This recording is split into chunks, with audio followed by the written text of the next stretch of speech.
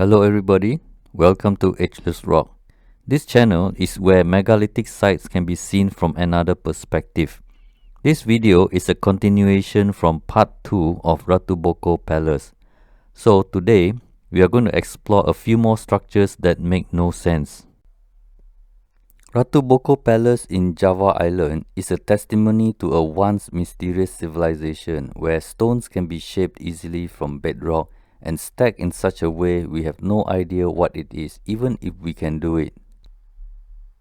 Continuing from part 2, the next mysterious structure is called Kaputren. The word comes from Sanskrit putra, which means son, and putri means daughter. Today, these words refer to royal sons and daughters, so the direct translation today is prince and princess. Kaputrian can be seen as things related to princess.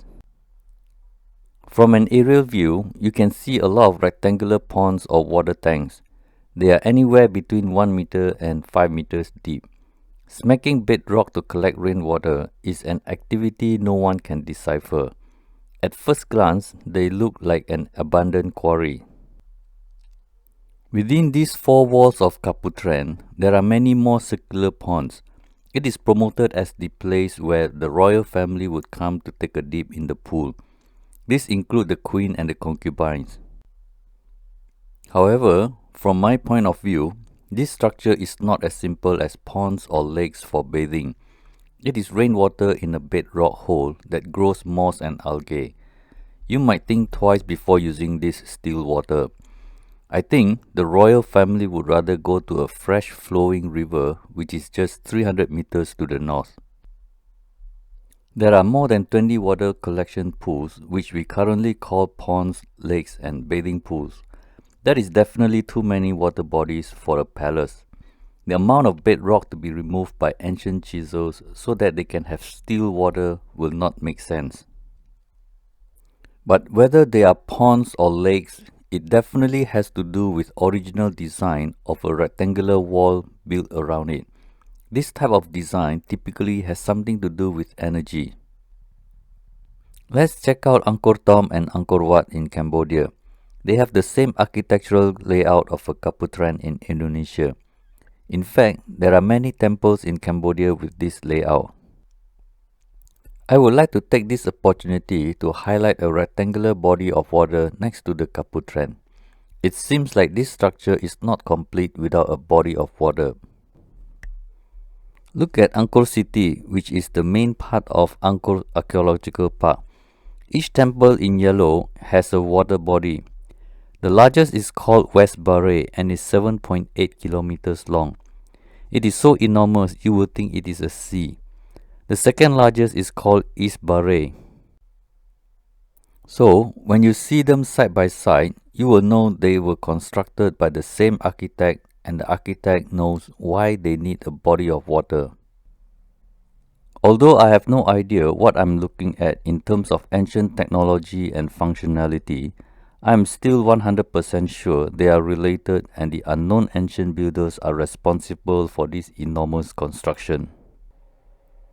For your info, there is another body of water next to the structure called crematorium as mentioned in part 1 of the video. It is about 53 meters by 23 meters. I cannot tell if the entire structure was created out of the bedrock, but I am very sure the south wall of the water tank is bedrock material. I will be blown away if ancient Javanese smacked this bedrock to have a gigantic water tank in addition to more than 20 at Kaputren area. To the Hindus of Java, one of the pool is sacred. It is called Emerta Mantana. The Hindus perform Tawur Agong ceremony, which brings good luck to those who use it. It is self-purification to be in harmony with nature. Seems like the Yoni Linga is for some positive energy to enable us to live a wholesome life mentally and spiritually. Kaputren is also argued to be for the king's pleasure with his concubines. That is ridiculous at first sight. Smacking bedrock collecting putrid water for a king and his concubines is something I don't even know how mainstream archaeologists can spend time debating. Fresh water from nearby river is everywhere. If you walk around, you will know these water tanks are random in location and size and doesn't seem to show any landscape design that fits a palace. In fact, water tanks are everywhere in megalithic sites. If the megalithic site is linked to Christianity, it is usually a baptismal pool. Since these structures are found all over the world at megalithic sites, I think it has nothing to do with religion or purpose that we know of. The so-called water tanks in Jordan, Japan, Russia and Indonesia are not connected to religion or culture. The next site I'm going to share with you are the ascetic caves. They are a little to the north of the entire site. This area looks more like a quarry. It has nothing to indicate it is a tomb or a temple. In fact, we are not even sure if there was ever a monk who spent 1 minute meditating inside the cave. This area has a huge block of bedrock removed. This is an enormous chunk of bedrock removal project. After such an enormous undertaking, we actually don't know what is this all about if all they wanted was just 2 holes for meditation. There are 2 caves called Gua Lanang or male cave and Gua Wadon, which is female cave.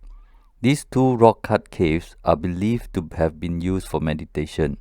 But look at the 3 small niches and 2 large niches. You can find them in megalithic sites all over the world. Typically, I would expect mainstream archaeology to call this a quarry based on the floor that looks like it was cut out for blocks of stones used for the palace. But for now, it is known as a rock-cut cave for meditation. But this meditation cave has no statue, no inscription, and no indication that it was even used for meditation purpose. Even more strange is that the ceiling of Gua Wadon is more smooth than the floor. The fact is, these rectangular holes are in megalithic sites all over the world. Petra in Jordan has plenty of the same thing. Although it is called a rock-cut cave, I am not sure what tools mainstream archaeologists have in mind. But if tool marks can give us a clue, then I can say we don't have the tools to make this cave. Look at the striations on the wall. It is long, straight, and has pretty consistent gap. I just wonder, why would anyone do that? Unless it was easy. The amount of bedrock removed doesn't justify the need.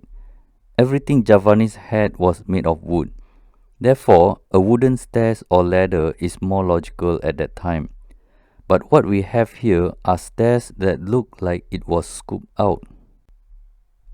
The walls joining the floor has the same groove marks that you can find around the world. This is definitely not a chisel and hammer activity. Let me show you what I mean. The archaeological site at San Andrea Priu in Italy has a similar tool mark that created a groove as if the bedrock was made of clay. I can tell you with great confidence that those who created Ratu Boko's site used the same tool as those at San Andrea Priu. But archaeologists say San Andrea Priu site is about 5,000 years old. Almost 4,000 years gap on the opposite side of the planet is not going to make sense. When you see this photo, most likely you won't see anything unusual. But when I zoom in, I can see there are 2 grooves that look like a drainage system. But I can assure you they are not. If you are familiar with megalithic culture, then you probably already know the mysterious cut rut around the world. You can find these cut ruts in Malta, Bolivia, Portugal, and many more. It is a big topic by itself. If you think they are at Ratu Boko Palace because ancient Javanese needed 2 drains, then what about this? I cycled with my virtual bike and found this at residential area next to Ratu Boko site. Every day, people around this area go through here without realizing it is a bedrock with mysterious cut ruts. I wonder if the owner of the house beside these cut ruts is aware that he has a mysterious ancient cut ruts. If an emperor from China were to visit Indonesia, it would have been the Tang Dynasty. Comparing the wooden palace of Tang Dynasty to stone palace of Indonesia, it is ridiculous to say that we have no clue what happened here. All we have is stone platforms and foundations with no clue. This is the last presentation as far as Ratu Boko Palace or Temple is concerned, but Ratu Boko and Sewu Temple is not complete without understanding the legend and myth. That will bring me to the fourth part of this presentation. Thank you for watching and have a wonderful day. Sekian, terima kasih.